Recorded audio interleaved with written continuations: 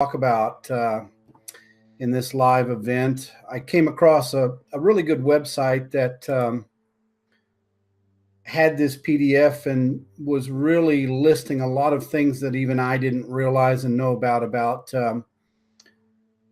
people that the Clintons have known and so forth. And, at some point, the accumulation of so many people that are acquaintances or have worked for the Clintons or were a part of their agenda at some point and are now deceased, if you will, in some way, shape, or form. And a lot of times awkwardly in when they're young is really suspicious to me.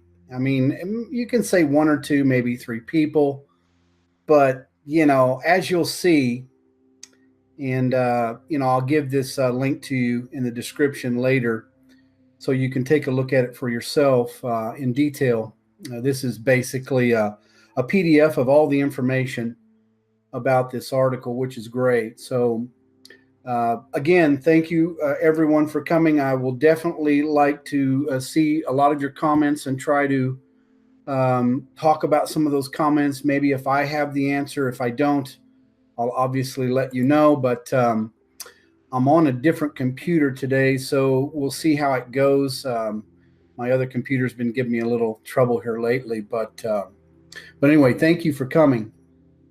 I can see JoJo Dancers here. Thanks, JoJo, for coming. Southern Pride. I see all you guys commenting consistently every day. Thank you for that. Christina Ashby, thank you for coming. Sondi 907, thank you for coming. Catherine Smith, thank you for coming. Deplorable Jasper Dog, thanks for coming. Romeo Whiskey, thank you for coming. Number one, Matt Man, thank you for coming. Yeah, so I'll wait till some more people come on to make some of their comments, and I'll just kind of go with this a little bit. As you can see, the PDF here, it states about information about the so-called body count, and it's a compiling of a list.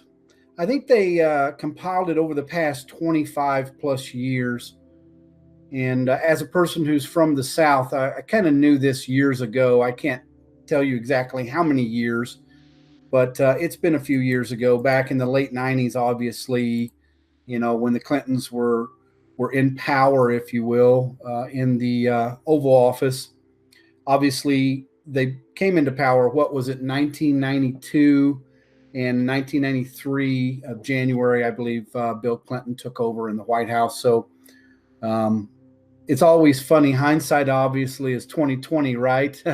We can look back and see some things and kind of put things together ourselves. But I wanted to do this also to pretty much honor those people who have come and gone. Obviously, in this PDF, it shows you that, possibly were, taken out, by whatever entity you might want to say, or maybe by an accident, or, there's a lot of suicides in here, ladies and gentlemen. And so it's hard to believe, statistics really say that, it's very hard to believe that, the Clintons know as many people as they do, and a lot of those people have committed suicide. Well, I think I know of maybe two or three people in my entire lifetime that I actually had spoken to that were colleagues or students of mine, or, that kind of thing, that actually committed suicide. Other than that,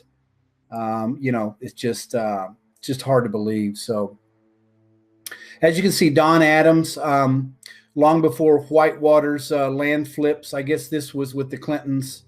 I believe it looks like in Arkansas, many of the same players had been involved in a similar land swindle in Branson, obviously Arkansas. Don Adams was a lawyer in Arkansas who got involved trying to help people who were being swindled out of their life savings. Wow. Obviously two articles coming up here. Lawyer Adams missing. Wow, that's easy. 1997. So we know the Clintons were in power in the White House. So if anything goes on in Arkansas that's against their will. Obviously it's hard to read, but I'll definitely have a link to this PDF, ladies and gentlemen. And then there's City of Springfield Ozarks News, lawyer found dead. It's hard to read, I understand that, but there's so many here that, give a little prayer to Don and his family. Now we come to one of the main ones. I remember this guy, former United Nations General Assembly President, John Ash. If you remember, I think John Ash was initially, it says here, reported as having died from a heart attack. John's throat was obviously had been crushed because he was supposedly lifting weights. I remember going through this one and going, really? Dropping a barbell on himself or his throat.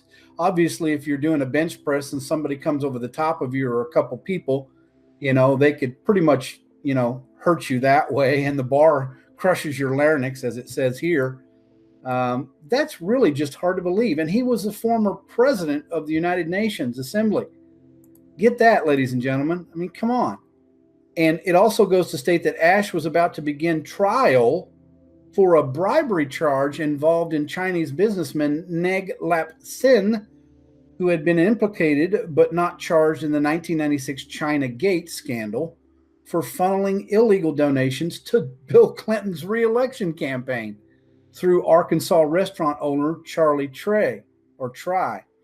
Ash was supposed to testify about Hillary's links to this Chinese guy. Later the same day, he died. Wow, that's convenient, isn't it, ladies and gentlemen? I mean, come on. At some point, you've got to wonder, okay, and he died from lifting weights and crushing his own larynx. Okay, I believe that. Well, moving on. Unfortunately, let's pray for John Ash and his family. Robert Bates, I don't really remember this one that much, but it had to do with, I believe, an airline crash, but he supposedly died. Well, no, he supposedly died overdosed of mouthwash, regarded by local authorities as an obvious homicide. This is back in 1995. So this is in Clinton's heyday, pretty much, when Bill was in office.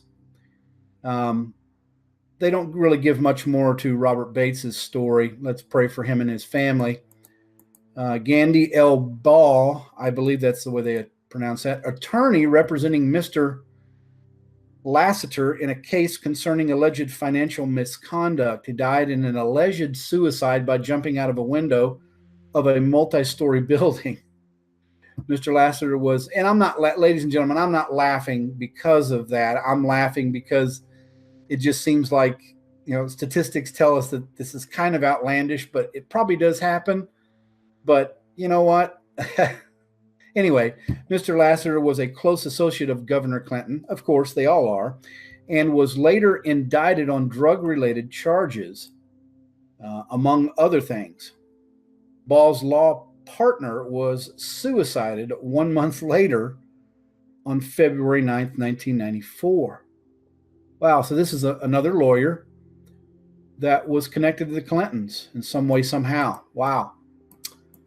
Now we get to Admiral Jeremy Burda, Chief of Naval Operations. I remember this, even though it was 1996, but Burda supposedly went home for lunch and decided to shoot himself. Okay, some people do, in the chest twice. Okay, I don't know why he would do that in the chest. Maybe, he had, PSD or something, using two guns rather than be interviewed by Newsweek magazine that afternoon. Explanations for Burda's suicide focused on a claim that he was embarrassed over two Valor pins he was not authorized to wear. Okay.